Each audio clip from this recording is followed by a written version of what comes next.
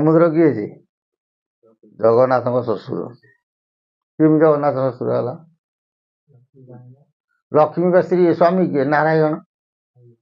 ଜଗନ୍ନାଥ ସ୍ତ୍ରୀ କିଏ? ଲକ୍ଷ୍ମୀ ଜଗନ୍ନାଥ। ବୋଲା ସେମିତି ହେଲେ କଣ କୃଷ୍ଣ ଯିଏ ଜଗନ୍ନାଥ ସିଏ ନୁହଁ କି?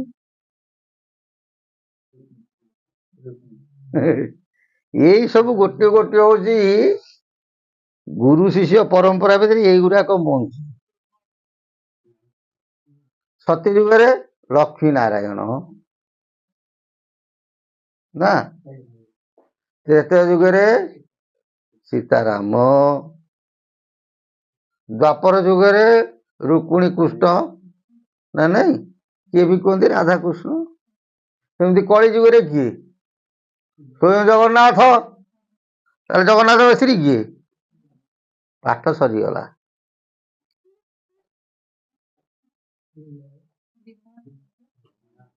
ବିମଳା କେମିତି ହେଲେ?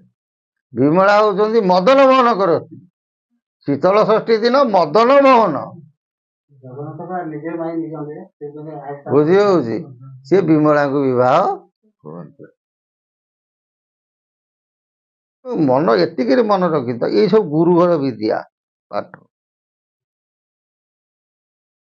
ଆଉ ଗୋଟେ କଥା କହନ୍ତି, କୃଷ୍ଣ ଉଦ୍ଧବ ସମ୍ବାଦ ନା, ଉଦ୍ଧବ ପରମ ଭକ୍ତ ମାନେ ନାରାୟଣଙ୍କ ଆଉ କଣ ଉଦ୍ଧବଙ୍କର କଥୋପକଥନ। ଭକ୍ତ ଭଗବାନ ବୋଲି ଆମର କହୁଛେ ତାଙ୍କୁ, ହଁ କି ନାହିଁ? ତାହେଲେ ଉଦ୍ଧବ ଆଉ କୃଷ୍ଣଙ୍କର ସମ୍ପର୍କ କଣ?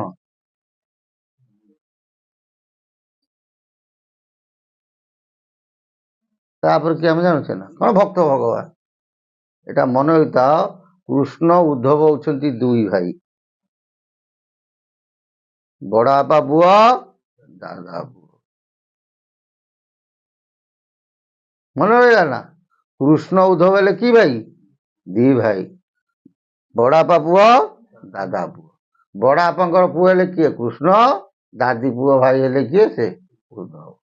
ସିଏ ଭକ୍ତ ଭଗବାନ ରୂପରେ ବିଦ୍ୟମାନ। ତାହେଲେ କୃଷ୍ଣଙ୍କ ବାପା ନାଁ କଣ? ଉଦ୍ଧବଙ୍କ ବାପା ନାଁ କଣ? ଆମେ ସମସ୍ତେ ଜାଣିଛେ ନନ୍ଦ। ତାହେଲେ କୋଉ ନନ୍ଦ?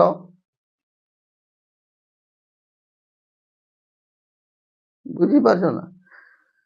ଶାସ୍ତ୍ର ଅନେକ ଲିପିବଦ୍ଧ ଆସୁଛି, କିନ୍ତୁ ମନେ ରଖିଥାଅ କେତେ ଗୁଡେ ଜିନିଷ ଗୁରୁଙ୍କ ହସ୍ତରେ ସ୍ୱତନ୍ତ୍ର ବାହାରେ ଅଛି। ବୁଝିପାରୁଛ ନା? ଭାଗବତ ଆମେ ସମସ୍ତେ ପଢୁଛେ, କିନ୍ତୁ ଗୁରୁଙ୍କ ହସ୍ତରେ କିଛି ବିଦ୍ୟା ଅଛି, ନହେଲେ ଭାରତ ଭୂଖଣ୍ଡରେ ଗୁରୁକୁଳ ରହନ୍ତା। ଇଏ ଗଲା କୃଷ୍ଣ ଉଦ୍ଧବ ସମ୍ବାଦ। ତମେ ଦେଖ, ମହାପୁରୁଷ ଅଣାକ୍ଷର ସାଧନା କର, ଅଣାକ୍ଷର ଯନ୍ତ୍ର ସବୁ ଦେଖ, ସବୁ ଲୋକ ଛାତିରେ ସବୁ ଲକେଟ କରି ପକାନ୍ତି, କିଏ ବିଗ୍ରହ କରି ସବୁ ପୂଜା କରୁଛନ୍ତି, ନାଇଁ ନା? ଅଧିଏରେ ଏକାରେ ଥିବ, ଆକାରେ ଥିବ, ହସେଇକାରେ ଥିବ, ହସଉକାର ଥିବ ନା, ନାହିଁ ନା? ଏ ଯୋଉ ବସାଣ ହେଲା, ଇଏ କଣ ଉଚ୍ଚାରଣ ହବ? ଇଏ ଗୋଟିଏ ଶବ୍ଦ ମଧ୍ୟ ଉଚ୍ଚାରଣ ହବ। ଯେମିତି ଅ ଉମ କହନ୍ତି, କହନ୍ତି ନାଇଁ ନା? ତିନିଟା ଶବ୍ଦ ମିଶି ଗୋଟେ ଉଚ୍ଚାରଣ ହଉଛି। ସେମିତି 5ଗୋଟି ଅକ୍ଷର ମିଶିଲେ ମଧ୍ୟ ଗୋଟିଏ ଶବ୍ଦ ଉଚ୍ଚାରଣ ହବ। ସେଥିପାଇଁ ଗୁରୁବାଦ ଦରକାର। ଆମେ କଣ ବହିରେ ସବୁ ପଢି ଦଉନେ ନା? ଗୁରୁ ପରମ୍ପରା ଭାରତ ଭୂଖଣ୍ଡରେ ସେଥି ନେଇକି ରହି ଆସିଅଛି। ସବୁ ଜିନିଷ ସବୁଠି ମିଳେ ନାହିଁ, ଗୁରୁଙ୍କ ହସ୍ତରେ କିଛି ମଧ୍ୟ ଚାବିକାଠି ଥାଏ। ସେଥିପାଇଁ କୁହନ୍ତି, ଚାରି ବେଦ ପରେ ସିନା ଗୁରୁ କହିବେ, ଦେହ ହସ୍ତ ମାରିଣ ଚିହ୍ନାଇ। ଯୋଉ ଜିନିଷ ବେଦରେ ସମାଧାନ ନ ହୁଏ ତାକୁ ଗୁରୁ କଣ କହନ୍ତି? ସମାଧାନ କରନ୍ତି। ମାତୃଗର୍ଭ ଜ୍ଞାନ ସର୍ବେଦେ ବୋଲିବେ, ପିତୃଗର୍ଭ ଜ୍ଞାନ ତତ୍ତ୍ୱଟି କାହିଁ?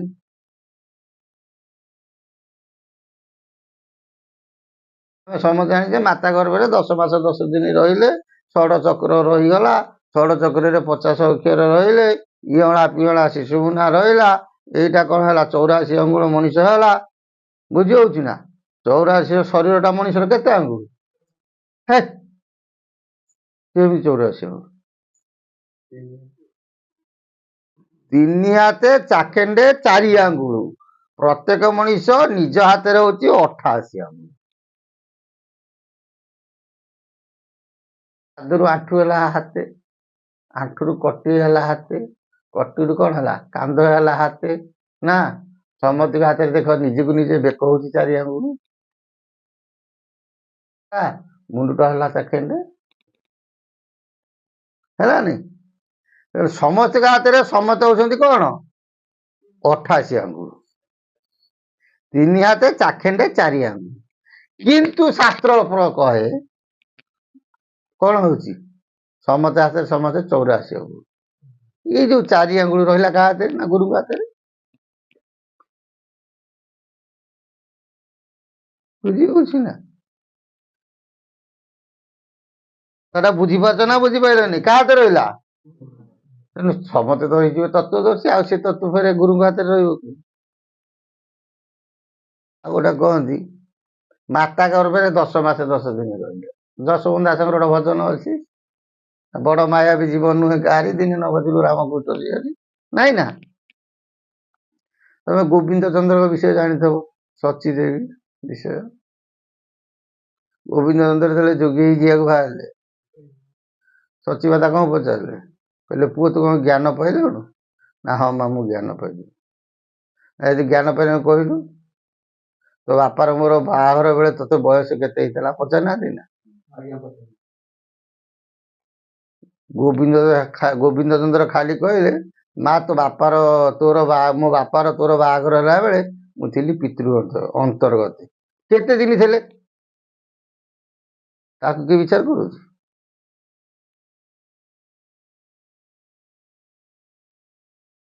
ହଁ କି ନାହିଁ? ଏଗୁଡ଼ା ହଉଛି ପିତୃଗର୍ଭ ଜ୍ଞାନ।